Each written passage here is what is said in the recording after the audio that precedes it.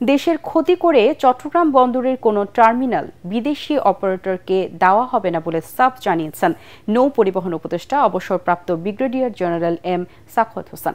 সকালে পতেঙ্গায় লায়লদিয়ার চর container yard সহ বন্দরের বিভিন্ন স্থাপনা উদ্বোধন করে তিনি একথা বলেন।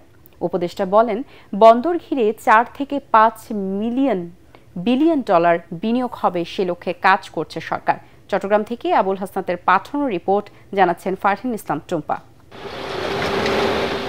চট্টগ্রাম বন্দরে কন্টেইনার রাখার সক্ষমতা ছিল 56,000 TEUs।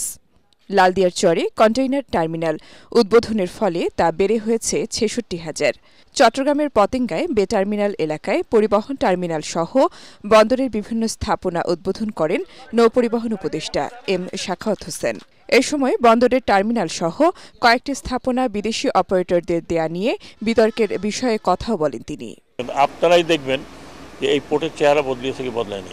আপনারা এখন আমাদের প্রযুক্তি নাই, এই একটা এতদিন ধরে একজনকে দেওয়া হয়েছিল তখন তো কোনো কথা বলার নেই, লক্ষ লক্ষ কোটি কোটি টাকা বাইরে চলে গেছে তখন তো কোনো কথা বলার নেই।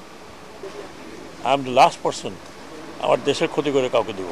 পরে বে টার্মিনাল এলাকায় পরিবহন টার্মিনাল উদ্বোধন করে উপদেষ্টা জানান, বে টার্মিনাল নির্মাণে বেশ কয়েকটি বিদেশি প্রতিষ্ঠান আগ্রহী।